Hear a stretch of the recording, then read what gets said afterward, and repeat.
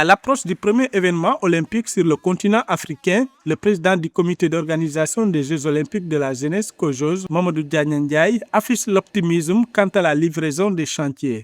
Selon le président du comité d'organisation, le taux global de réalisation des infrastructures frise désormais les 96%, une progression fulgurante par rapport aux 67% enregistrés en début des travaux.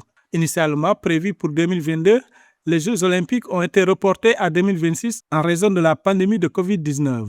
Ce délai supplémentaire a été transformé en opportunité pour le comité d'organisation. L'objectif est clair, permettre à toutes les disciplines de concourir dans le confort optimal d'un sportif de haut niveau.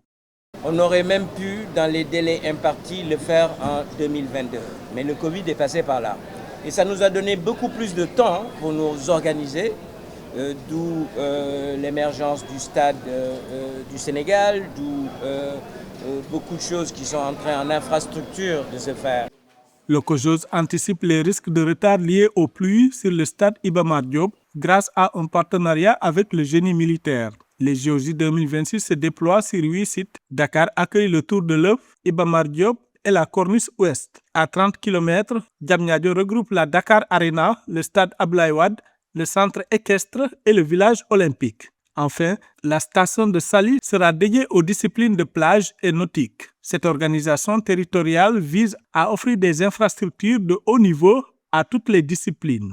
Là aussi, nous l'avons anticipé puisque nous avons parlé avec la société militaire, avec l'état-major.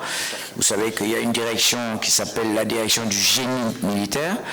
Et à ce moment-là, dès les premiers pluies, dès la météo annoncée, ils vont se mettre en rapport avec les équipes en charge de la finalisation, construction de Iba Mar.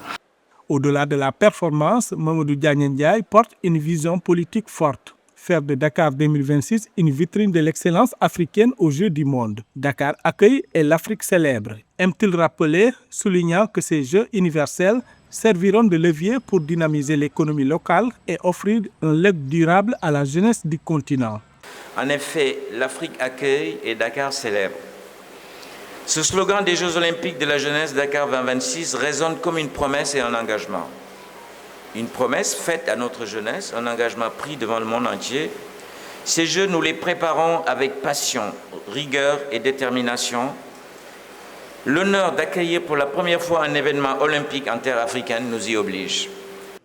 Président du Comité national olympique et sportif sénégalais, depuis 2006, Mamadou Diagne Ndiaye a annoncé qu'il quittera ses fonctions après les JOJ et après 5 mandats remplis en décembre 2026.